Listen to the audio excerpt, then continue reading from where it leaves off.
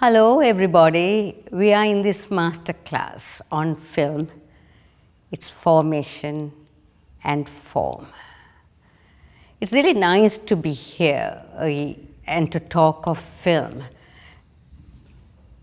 and its form. I'm going to speak very closely about one of my films, but before I do that, let me introduce you to the idea of what I want to talk about, and that is cinema as conversation. So when I made my film, my first feature film, Ingirindu, I came up with the idea of cinema of conversation. This stems from the view that cinema is a word, a sentence, and then utterance. But it is an utterance undertaken not in the singular, not as a one thing, not as a solo speech, but as a conversation. Conversation between who? It is a conversation between the filmmaker and the film, and a conversation between the audience, viewer, and also a conversation between and within the film and between films.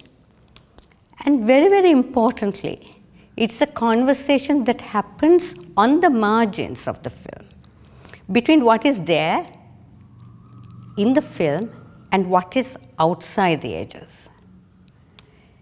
So I was discussing this recently somewhere, and then Lalin Jayamana, a very eminent film theorist from Sri Lanka who is now in Australia, she pointed out to me that Gilles Deleuze, this very famous critic, had noted about Godard's films, a particular film of his, that it's about a conversation as opposed to a dialogue.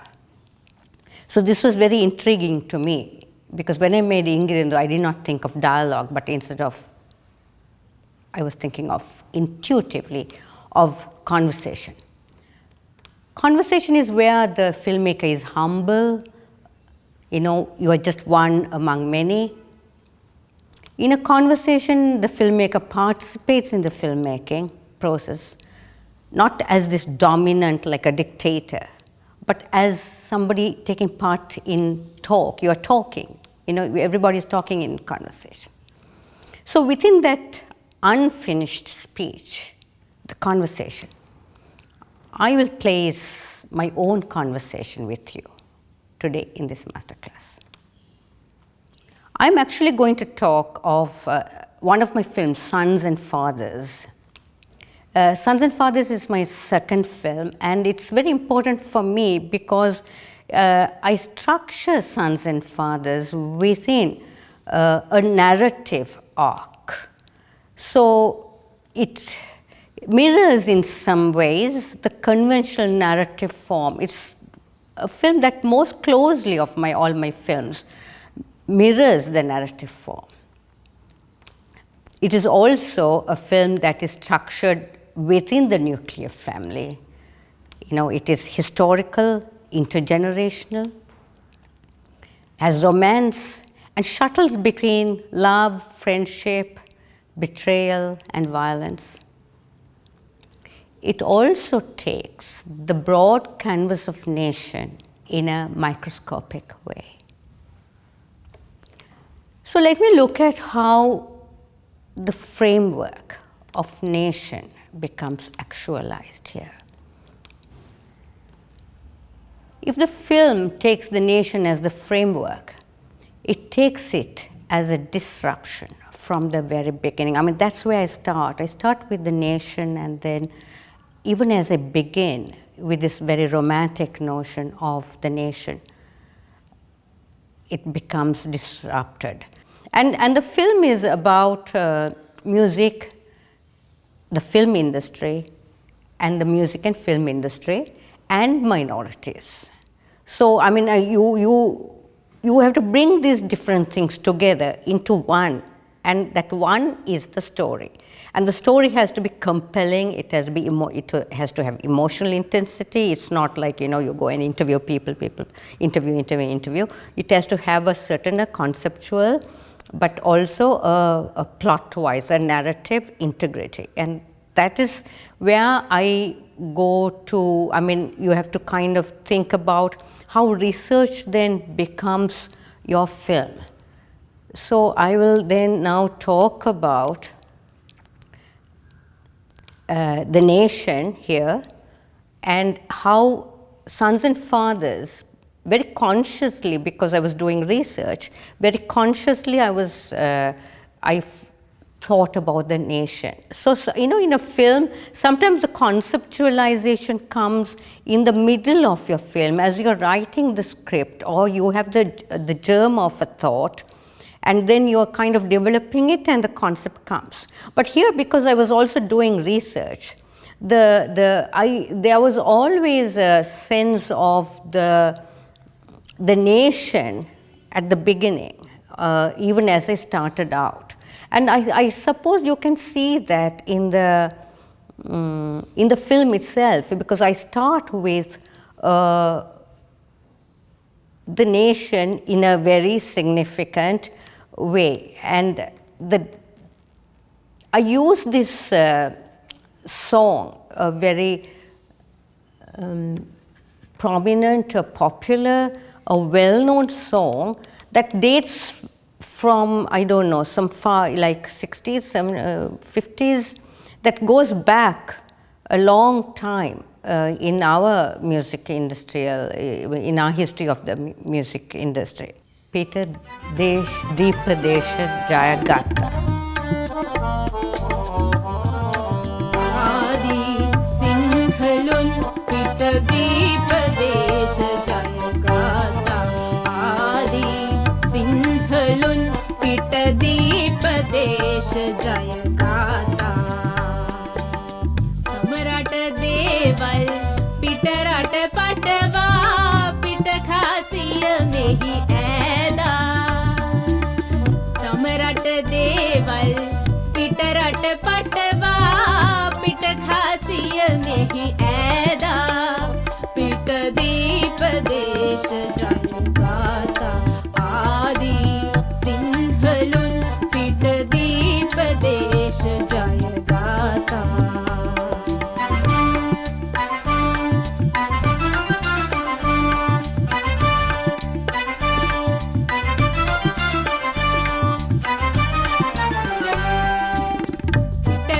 Siri tat devadik karana ada sinhal kalu suda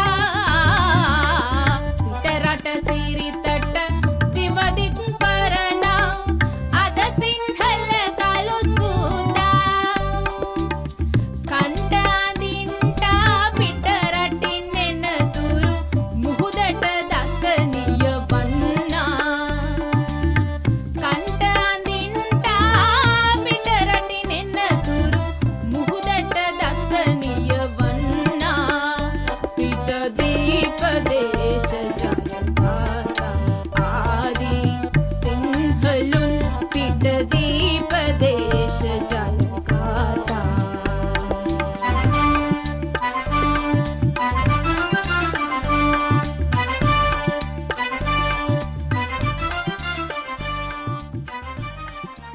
And that is a nationalist song, and it's an anti-colonial song about, the Sinhala race rising to fight against colonialism.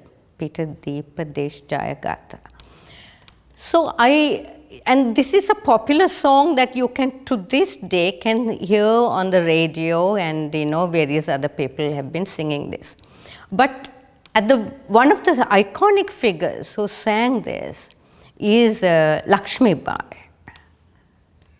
And her name suggests a kind of non-Sinhala tone, but she was also understood to be seen to be a Muslim of probably Malay origin. So I studied this and I tried to bring that, but I also brought it in as a dance sequence as a dance sequence of the studio time, where you have the dances happening in the studio, mirroring the early film culture, where you have studios and you set the dance within the studio and a glamorous kind of woman. It's also kind of harks back to the South Indian film industry that was very prominent here. So it's a very popular song. Then we have this dancer who sings that, who plays that. And so that dance is the opening sequence with somebody like Lakshmi Bai, a woman who represents Lakshmi Bai. Of course, it's an actor. Singing that, and a dancer in the Bharatanatyam mode dancing that in a studio. And the studio also, I kind of set it up in such a way, it looks like the studio, but the moon is very big and all that, that might have been a mistake, but I kind of like it that the moon was like a little extra large, because it gives that sense of dissonance. And then the riots come in. So it's at the beginning, it's intercut with a riot. And it's a montage. So we have the riots later, but the opening scene, suddenly, we have this beautiful, it's a black and white sequence, and then we have in color the riots intervening. So that's it's a sequence, but it's not a narrative sequence. It's like a teaser. It's like an opening. And then we have the orchestra playing, where then you have a little later, after the main character has been introduced, like Rex Periyasamy, we have the same song playing, but here now he is playing with the orchestra in the studio, in the sound studio. He's recording the song. So now, from the opening scene that was the dance, we have come to this. So then we have the orchestra with Lakshmi Bai, the character representing Lakshmi Bai, singing that. So for me, this is the frame of the nation. Research. What is research? Now, research for me, and often everybody thinks of research as reading books and talking to experts. And I did all that because this was about music of the minorities and minority contribution to the music industry and film industry. And there was so much I gathered. I spent a lot of time talking to Anthony Surendra primarily, but I spoke to Vamadevan, Mervyn Baines, the sound engineer, and then Roxami's wife, Indrani Roxami, Anthony Master's wife, who is also Anthony Surendra's mother, and several other people, and I read books. But I also want to say that there's something very interesting that happened. While I was doing all this kind of very dominant, like the normal research part, and once I was in the Burger Recreation Club with Pati, Dharmasena Pathiraj and Sunil Vijayasirivardhana, and they were talking about this on their own.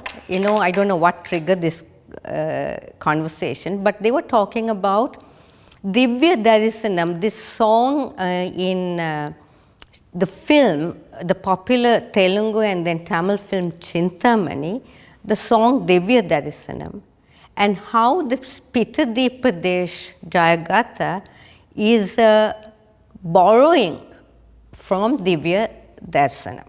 It's a borrowing. The tune is taken from Divya Darsanam, the song from the very popular film Chintamani.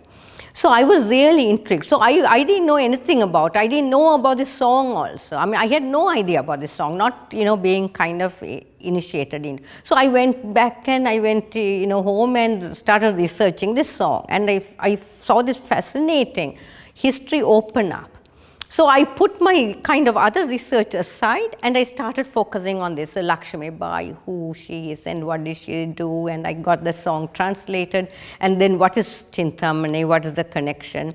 And then I thought then, so I was really excited by this. And you know, Pati and Sunil Vijay are talking about this little bit of conversation. You know, I talked about conversation before. So I put those two, then I decide I would start with Divya Peter Deepadesh Jayagatha. And also, then I thought I will do something mischievous. Now, there's this narrative film, romance, history, son and father conflict and all that. Then I thought I'll put a clip of Divya Chintamani, where this actress Aswathama is singing this song. So I found an old DVD. Somebody found me a DVD copy of this. It's some, you know, from the payment or something like that. And I put that in, you know, and I didn't know how people would take it, but I thought this kind of can be broken. This nation needs to be kind of questioned a little. So, I mean, the audience will kind of, but also participate in it happily.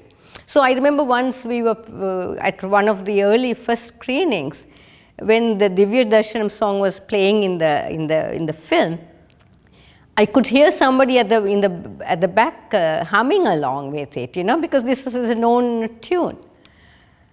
So that is one, and then 83 riots. So I also bring the research. I mean, you know, I mean, in narrative films, you make research the background, and that is how it is. I mean, in you know, in this plot-wise linear storytelling mode, your research is very important. It's in the background, and that's how I also do films.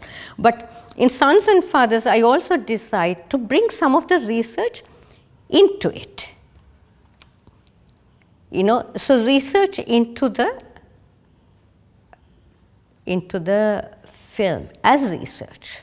So I'm not hiding anything. I kind of say, look here, I spoke to this. I spoke to Indrani Roxami. I spoke to Kamala Anthony, who, as this musician's wife, they went through the riots.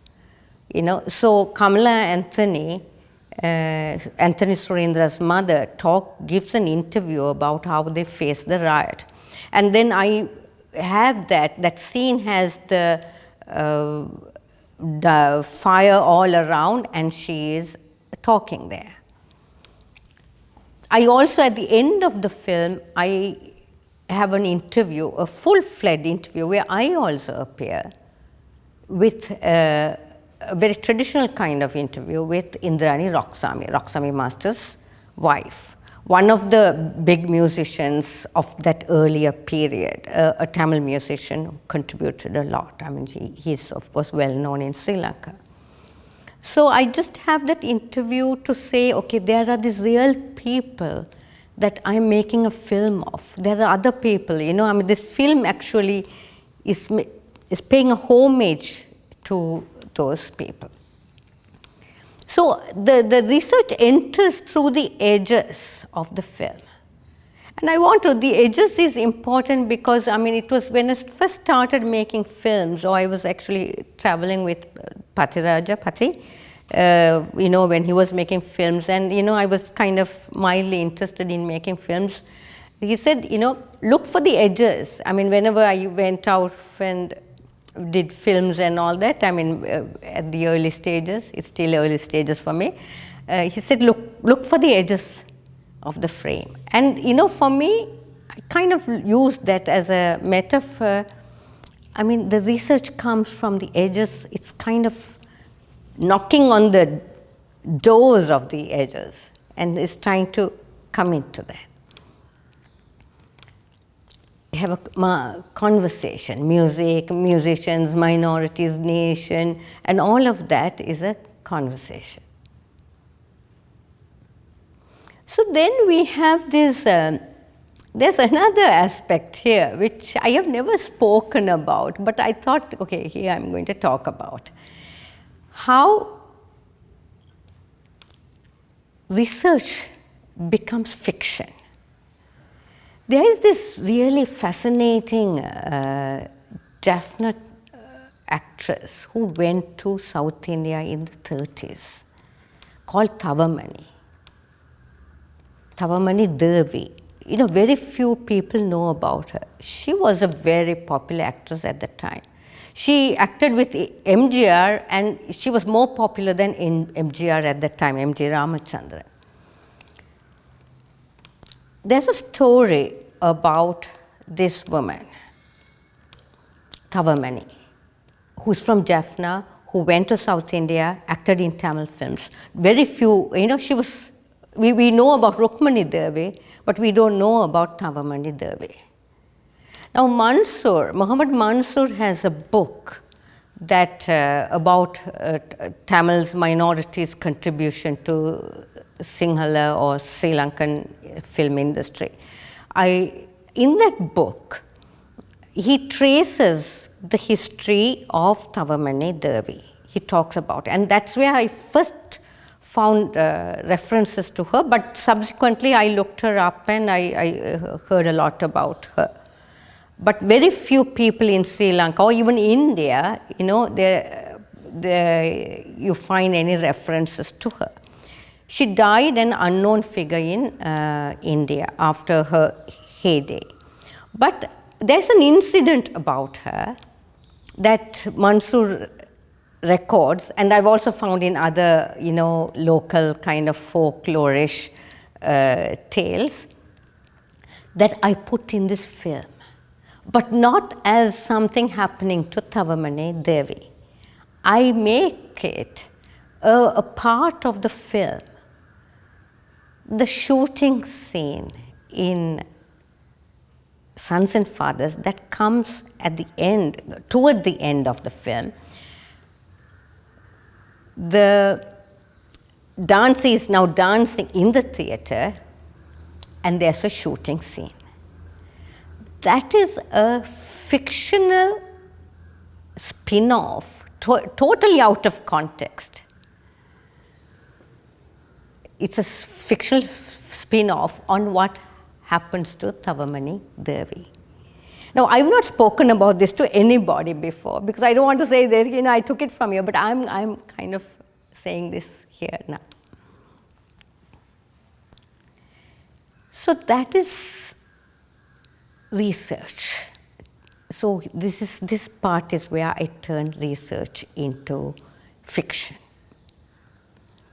I would like people to take a look at that book and also to, you know, pay attention to Thavamani because she's a forgotten person.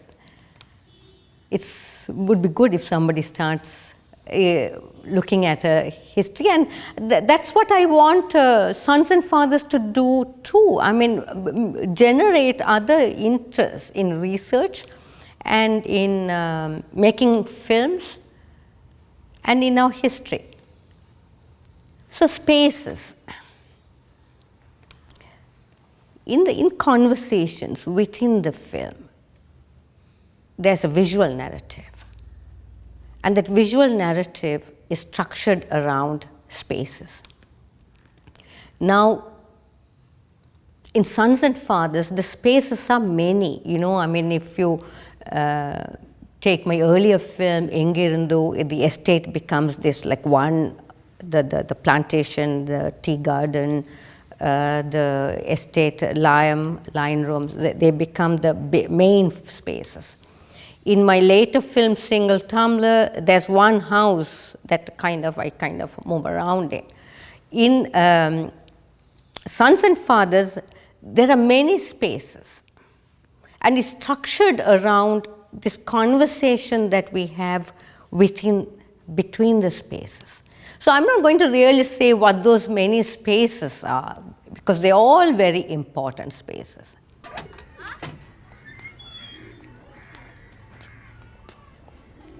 End.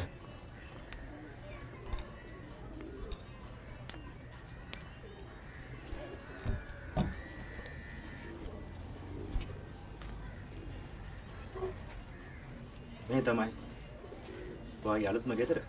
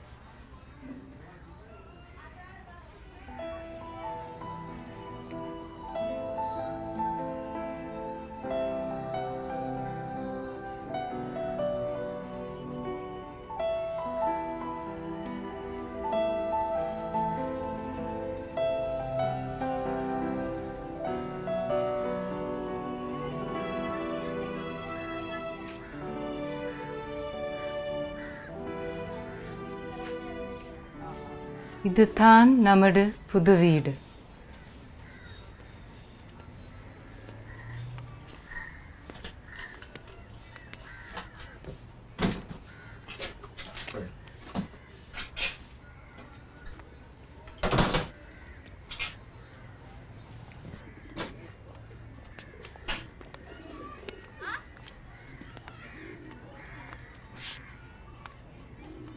So one of the key features in Sons and Fathers is the house that Rex Perisami, the protagonist, one of the major protagonists, brings his new wife, the bride, into the house that he brings her to after they are married.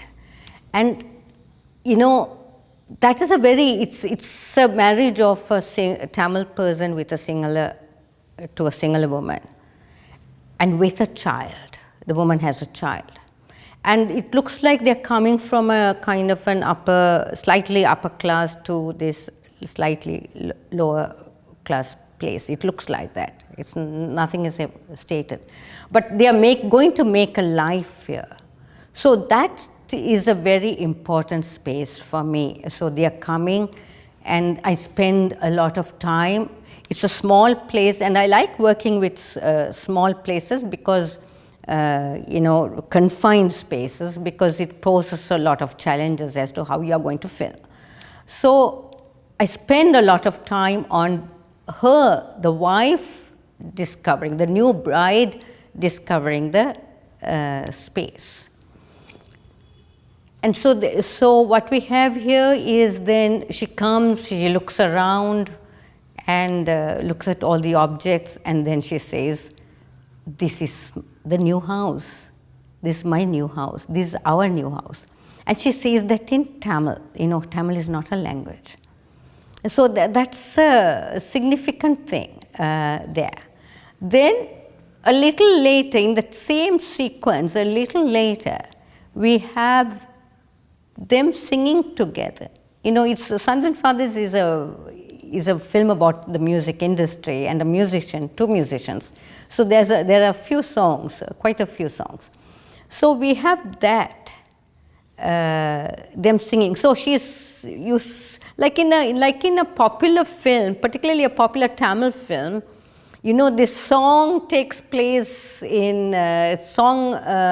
makes you come together.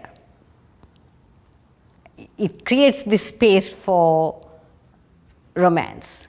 But here I also use song a lot of times to create the space of the third eye or a third space. Song is there as the third space. But I'm not going to really talk about the third space here because, I want to talk about the bare bones of the structure.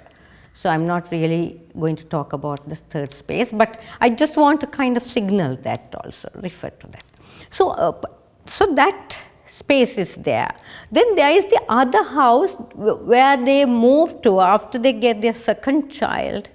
They want to move to another place. They have more money coming in. He's successful as a musician, Rex Perisami. So they go to the other house.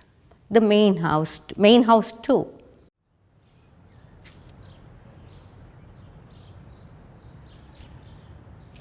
Kanti?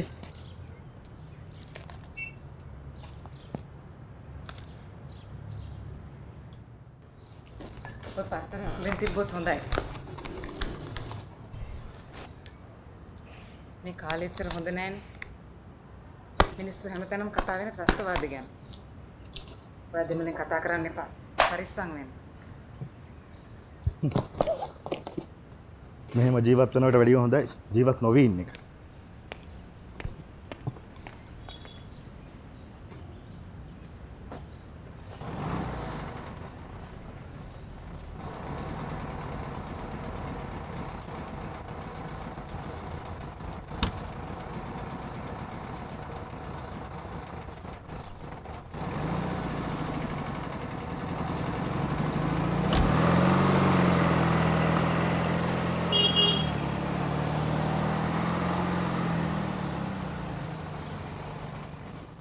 which is a house with a veranda. It's cut off, a wall, a fence, a car also.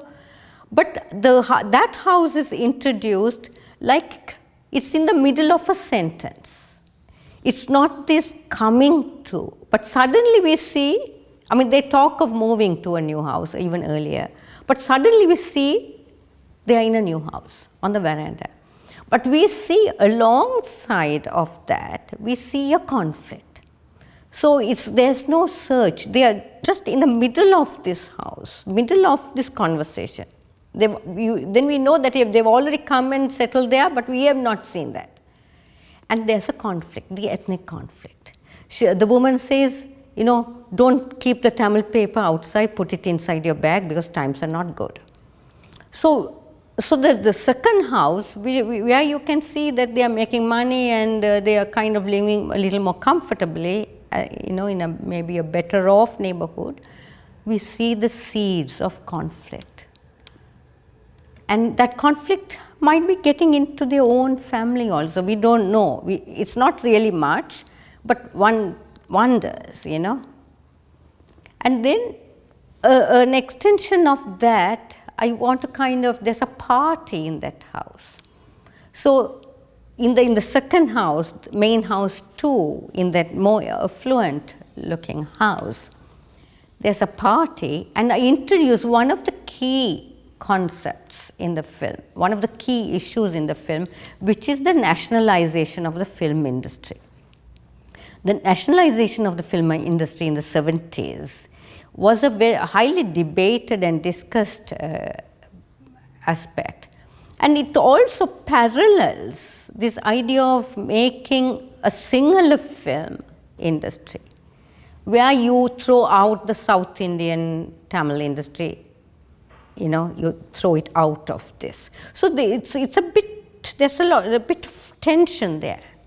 So in that party, you can see people are talking of terrorism, people are talking of nationalization of the film industry, and then the wife, Kanti, she sings one of the important songs there as a solo. කොහොමවත් මගේ ඊළඟ film එකේ music කරන්නේ master. මාස්ටර්ගේ වයිෆ්ටත් ලස්සනට සින්දු කියන්න පුළුවන්ලු නේද? ඔව්. ලස්සනද කියනවා. අපි එහෙනම් එයාගෙන් සින්දුවක් අහමු. මිසිස් රෙක්ස් එන්න. Mrs රෙක්ස්.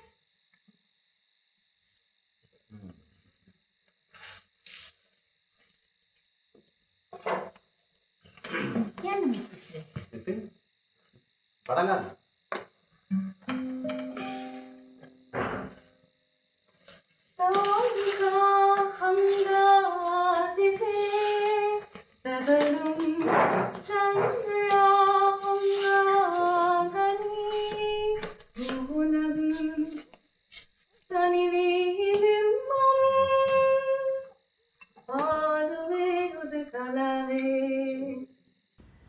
Which is a love song, which is the mother's song, and it's one of the thematic themes in the film.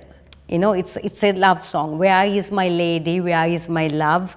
And for me, it kind of goes to the willow song in Othello. I mean, that's how I thought about it in Shakespeare's Othello.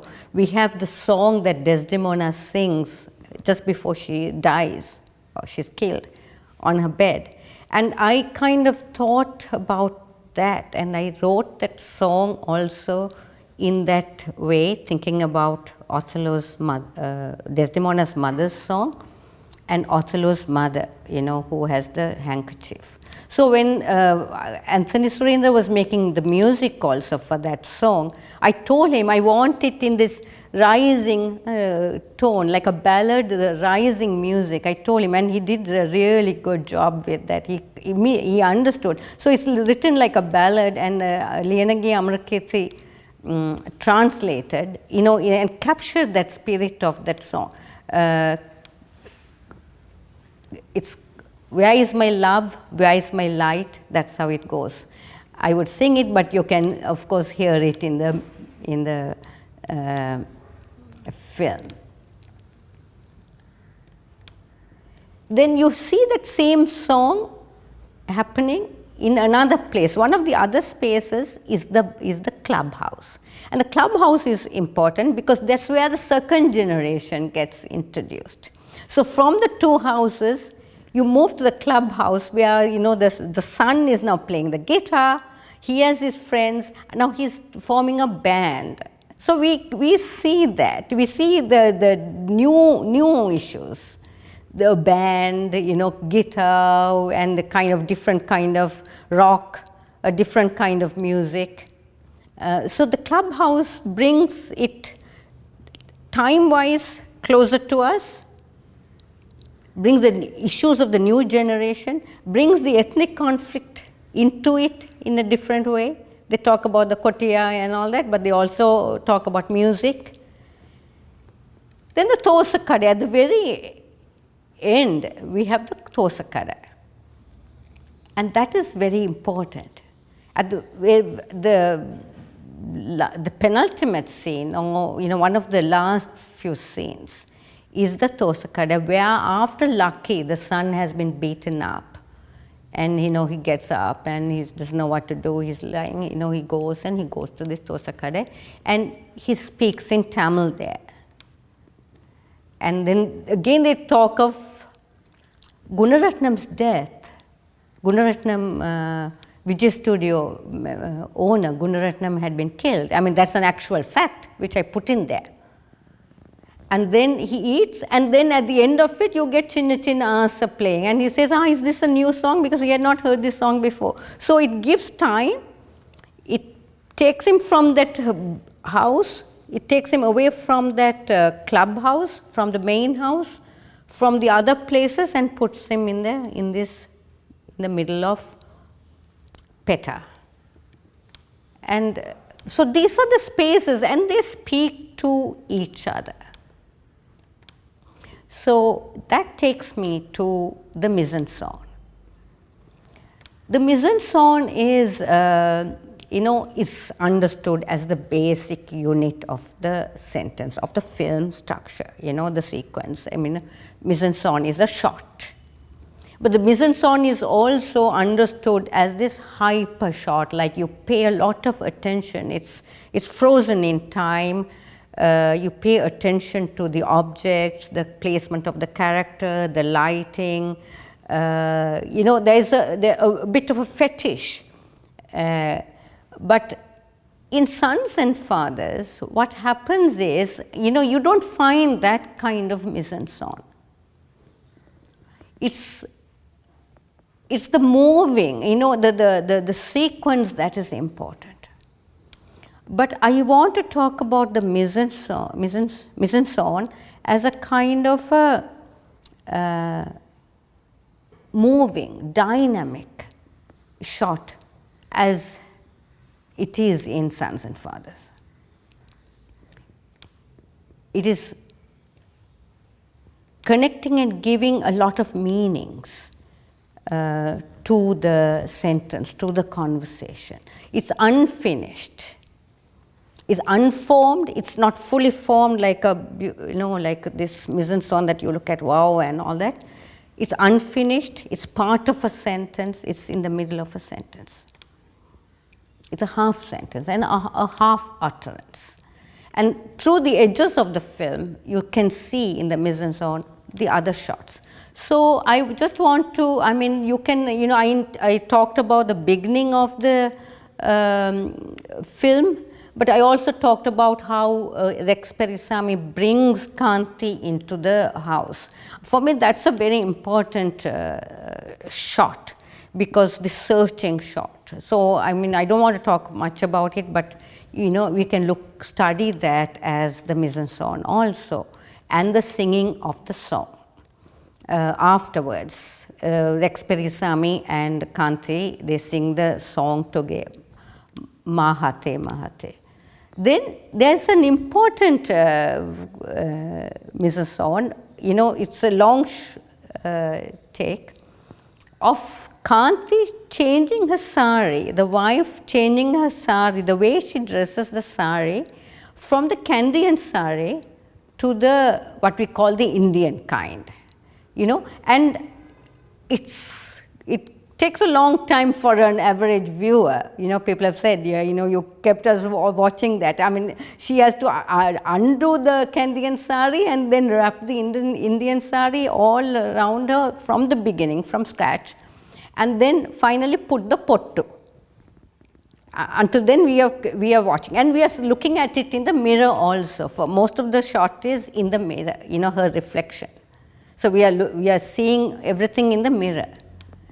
And for me, that's an important mise-en-scène because it's also questioning a lot of these ethnic boundaries we have and making it stand, the shot coming to us through the mirror makes it, for me, doubly interesting. I mean, does it say anything? Why is it in the mirror? And then we hear Malay spoken in the background, and she actually says, "That's not Tamil, no? But what is that?" Then the little child, he says, "That's Malay, Malay Bhasha." But we do, but we don't have to go to that. I just want to talk about that single shot where she's changing the sari, and taking the time with that shot for me was very important.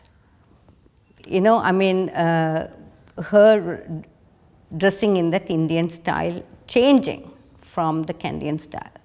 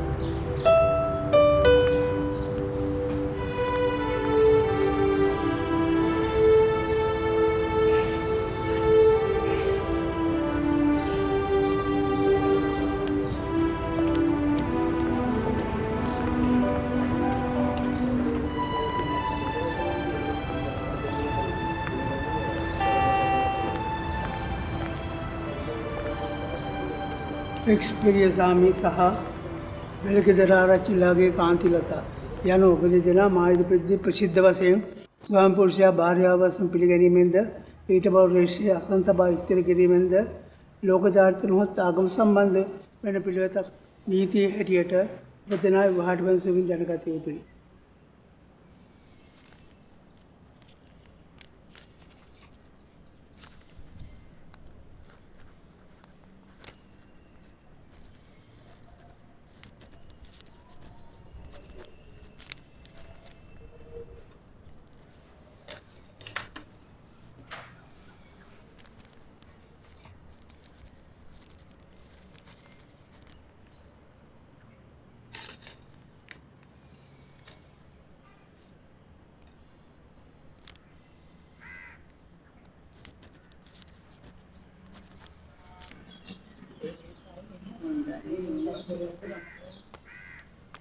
එන පුතා.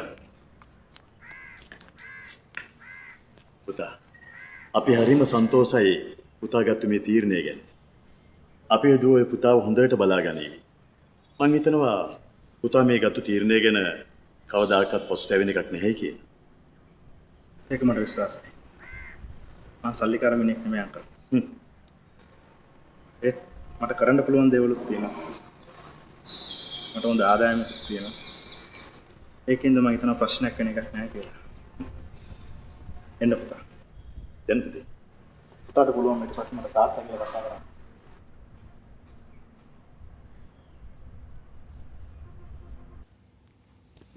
Then we have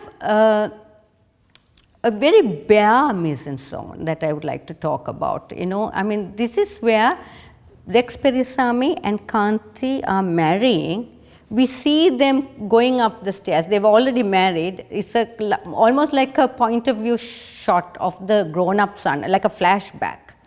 The grown-up son is looking down at them in the station, and the three of them are going up. The father, the stepfather or the father-to-be, the wife, and the little son are going up the staircase. Then we see a shot of the registrar, only the registrar, who is announcing the marriage registrar, who is announcing the marriage of the Rex Periasamy and Kantilata.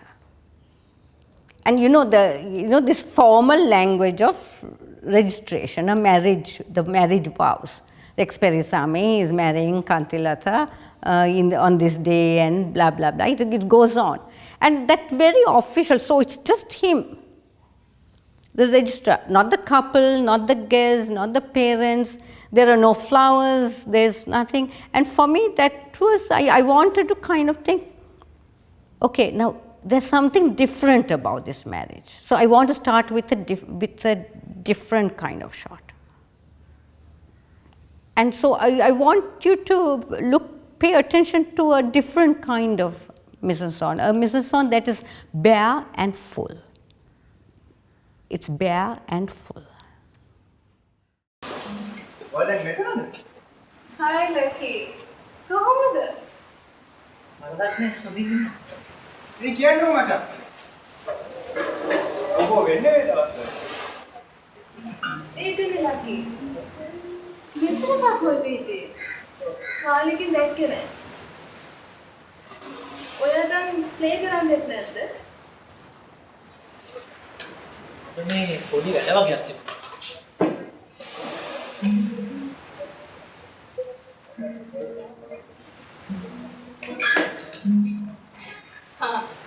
ඔය ගිටාර එකක් ගෙනල්ලා තියෙන්නේ.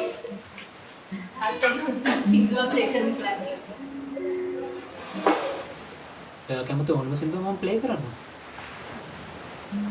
ලස්සන ගෑනු ළමයි කිව්වොත් ඕනම දෙයක් කරනවා නේ මචං.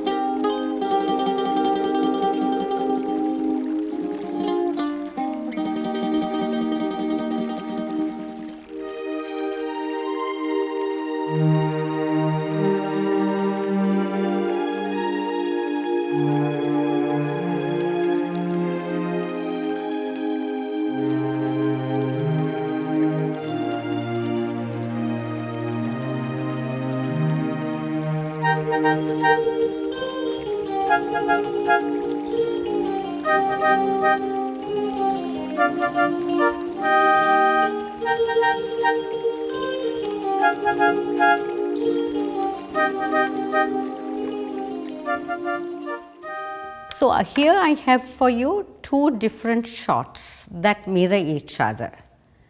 They come a little at a distance from each other, not somewhere in the middle and toward the end.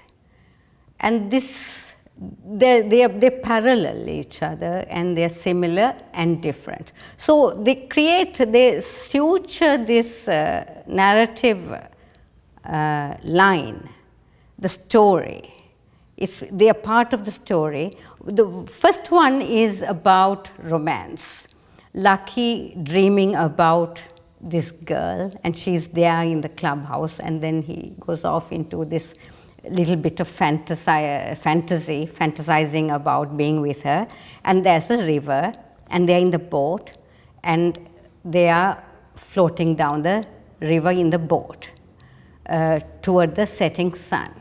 And it's a nice mood, So that's the first. The second then is about comes after the loss of the dream. When after Lucky has been, he's feeling lost, his friends have abandoned him. It comes after the riots, and then he feels that one by one his friends are leaving him. And then he finds that girl, who we don't know whether it's his girlfriend or he just likes her. We don't know much about them, but they had been friends, and now she's going to go to India to study music. He feels, abandoned by everybody. And then again we see the same scene, but this time with Champa, the girl, in the boat, and then she turns and looks. කොහොමද ලකි? මම ළඟදී මේ India යන්න කියලා. ඒක කියලා යන්න තමයි අදහස්. මම හොඳට සින්දු කියන්න පුරුදු වෙනවා ලකි. මට හොඳ සිංගර් කෙනෙක් වෙන්න ඕන.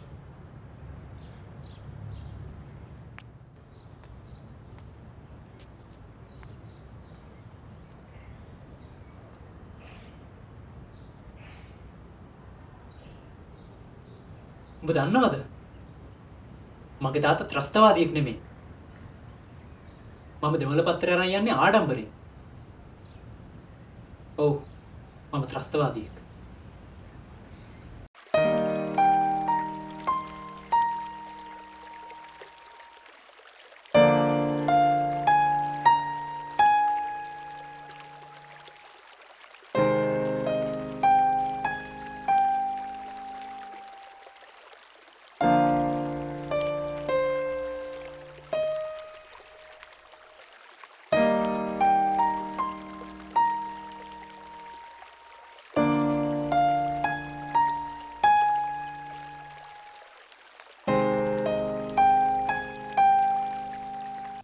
And then we see a difference.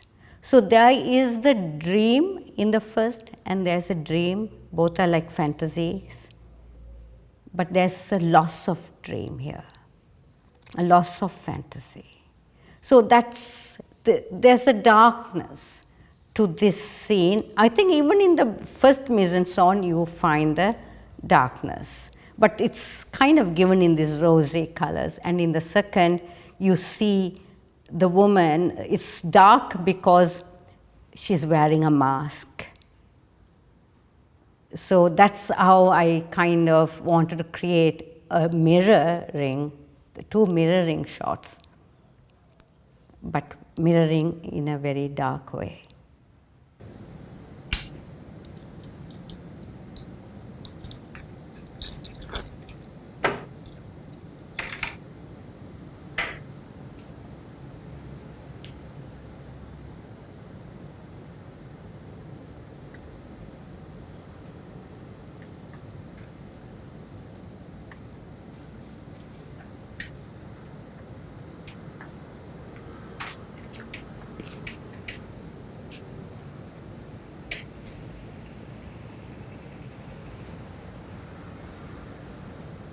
පළවෙනි සැරේ නේද? නෑ, එහෙම නෑ. එහෙනම් ඔච්චර බයෙන්? මේ එන්න මං ගාවට. මං ළඟින් ඉඳ ගන්න.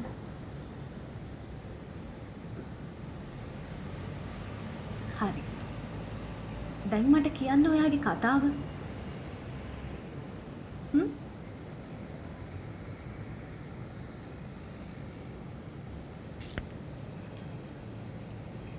පළවෙනි සැරේට මට කියන්න කතාවක් තියෙනවා.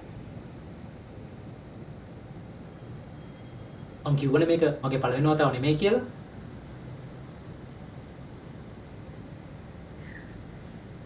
පොඩි කාලේ මට ලොකු ආශාවක් තිබුණා. ගායිකාවක් වෙන්න. So in editing,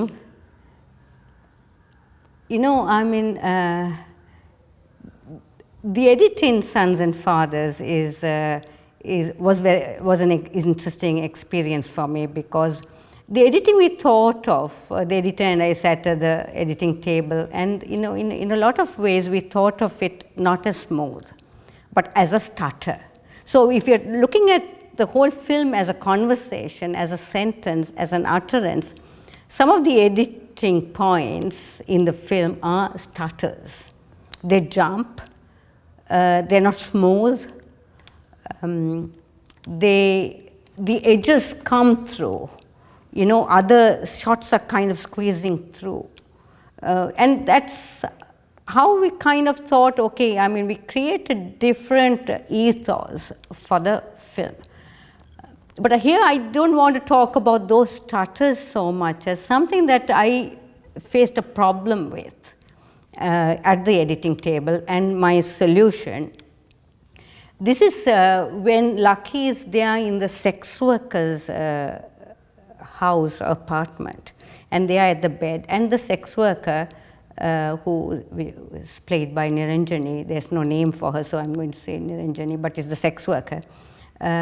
She tells a long story, a harrowing story of her own life, and Lucky, had gone to her. Now he has to sit in the bed and listen to her story, and that's a story. It's her own story of war, and then her lover disappearing, and then she talks of a storm. One day there was a storm, and the storm came, and the winds flew, the windows flew apart, and then the rain slashed through, and she's telling this very intense story to Lucky. Now this sex worker came from nowhere. Suddenly this new character is becoming important, and her own story is there, and we don't know why.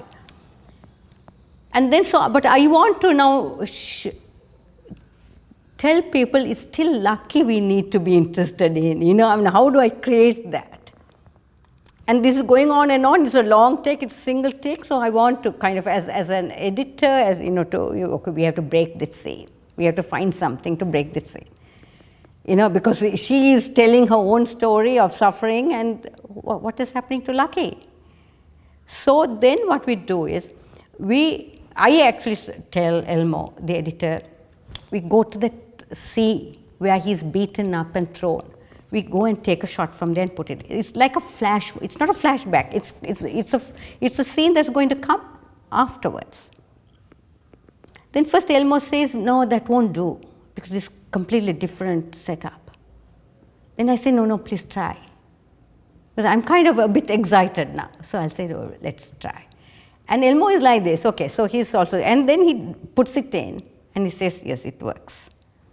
So in this middle of this conversation where she is telling the story, we have a little short clip of Lucky beaten up and thrown, dumped on the beach, brought in.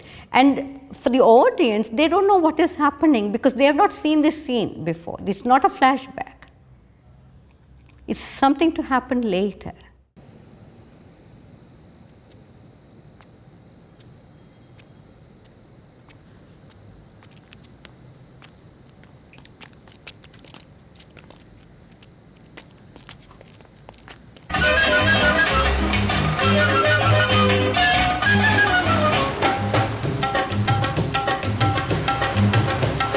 Come from England, come from Scotland, come from Ireland, come from Holland, come from Poland, come from any land. If you're looking out for a pleasant holiday, come to Bombay, Bombay meri hai, bum bum bum bum, Bombay meri hai, bum bum bum bum, Bombay meri hai. Ladies are nice, but they're so full of spice. It's bum bum bum bum bum for Bombay, hooray!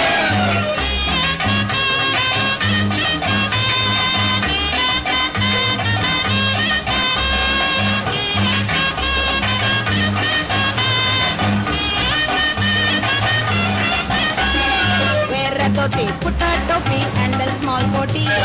Mini or bikini is so good for you, honey. If you ain't so gay, then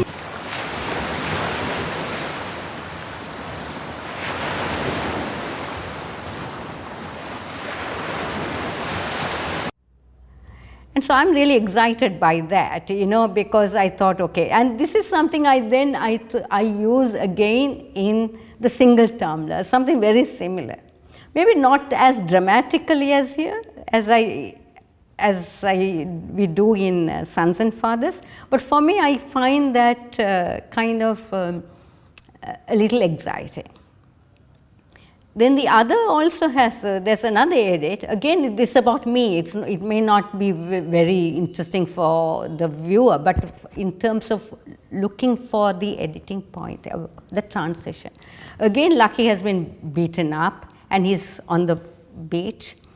There is a shooting. We have to come back to Pitadipa Desh Jayagata, Desha Jayagata.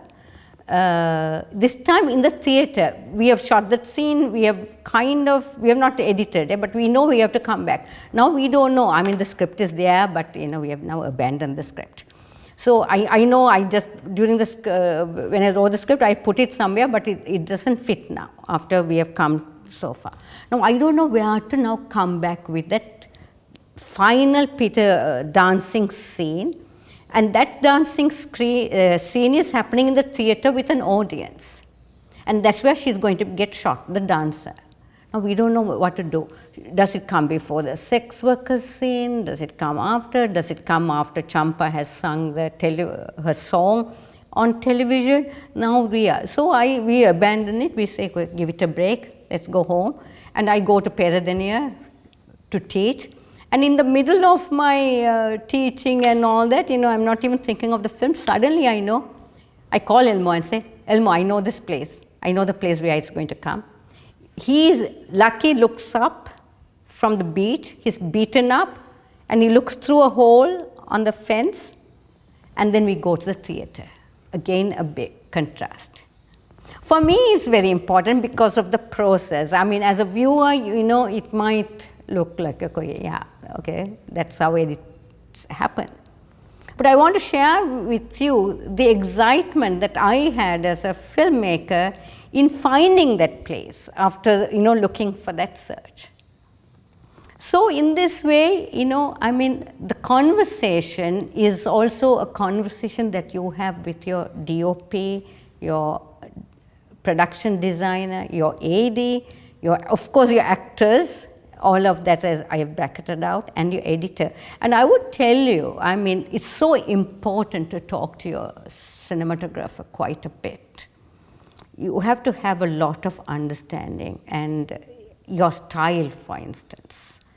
Sometimes Sunil, when I worked with Sunil quite a bit, and I say, no, I'm not, okay, so for your film, I'm going to do it like this, he will tell me, because he knows I would want it differently. Yeah, and then he also sometimes would say, okay, this is how Patharaja would do it, very direct. He doesn't want anything fancy, a very direct look at the object, at the scene. And so we have these conversations, and with that idea of conversation with the team, with the audience, within the film, and outside through the edges, I'll kind of wind up this masterclass. Thank you.